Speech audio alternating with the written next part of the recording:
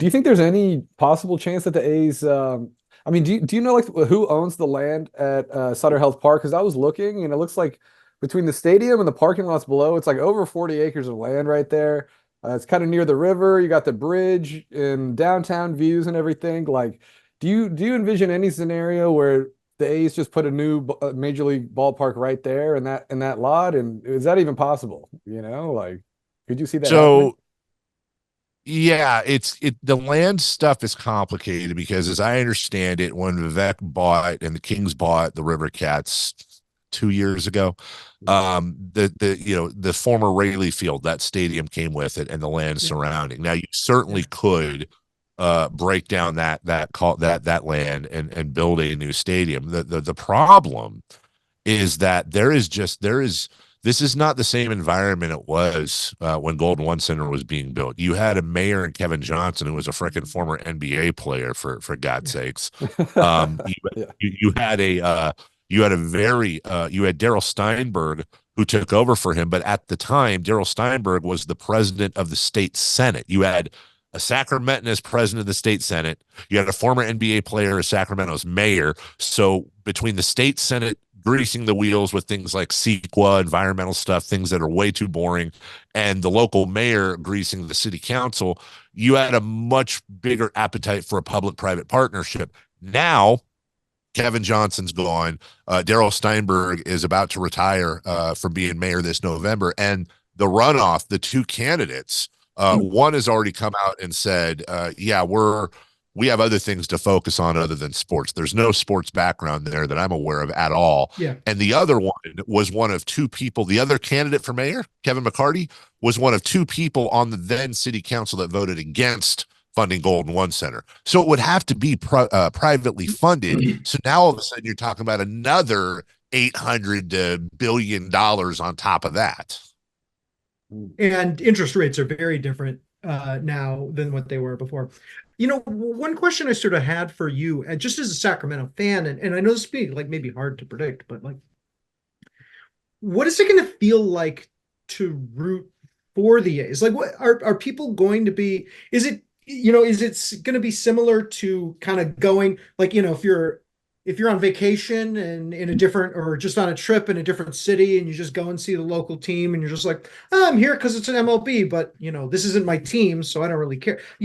When people know that the team is going to leave after 2 or 3 years, I think this will become more and more poignant as they get closer to moving to Las Vegas.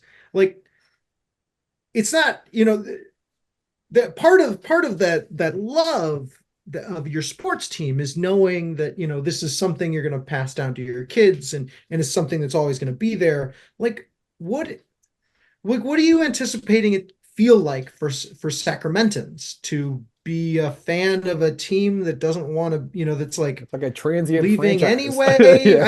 I know that I know you could, some people will tell themselves the story that they're there to support Sacramento and eventually we'll get our own team, but like, Yeah. it's weird.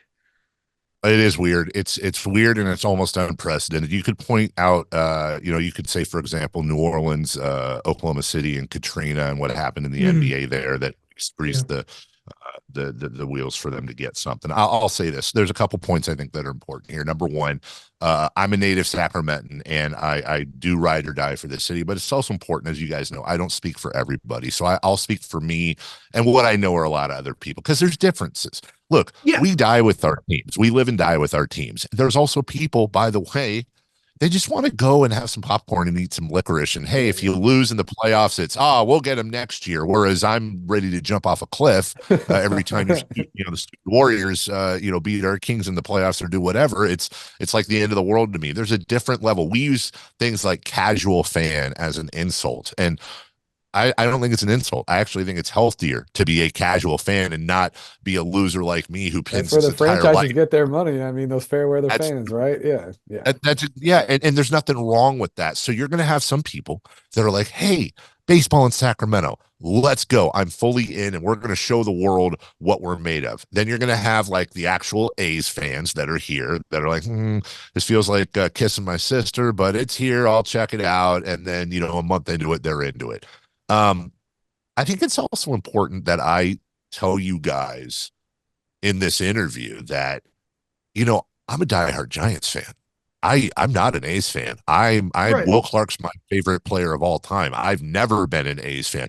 This Yeah. isn't about the A's to me. This isn't, there are things that are bigger than rooting interest. This is about people and community and sports and that through line and 8-year-old kids having their hearts ripped out. And the idea that, think about this, guys, there's going to be some 6-year-old kid next year watching the A's make their debut here that at 10 years old is going to watch the only team he or she has ever known in baseball go relocate. And I know there's an idea of showcasing Sacramento for Major League Baseball, and maybe I'm being naive. But as a Giants fan, I can fully admit a couple of things. Number one, their ownership is garbage. I mean, John Fisher is garbage. They're also garbage. They're just better at hiding it. Number two, their hands are filled with blood on this move. And as you know, the whole San Jose thing and the Walter Haas family and Dude, all they're that. See, I pushing can it. be They're excited. They're loving that Oakland's they leaving. love this. Yeah, So yeah, do we honestly think that if they get the A's out with the influence they have with baseball, with a new commissioner coming in down the road, do we think the Giants are going to be okay with now all of a sudden them now claiming the entire 916, which is a crown jewel to the Northern California market? This is a baseball town after all. You think they're going to let that territory be taken by an expansion team or a relocating team? I feel like that's incredibly naive, but I'm not the smart guy here, and I'm not the guy with the hundreds of millions of dollars. So I don't know. To answer your question, some people are going to love it. Some people are going to be ambivalent. And then there's going to be some people that don't want to see the name Sacramento associated with John Fisher. Well, good news, it won't be, because they'll just be the Athletics. yeah. Yeah, right.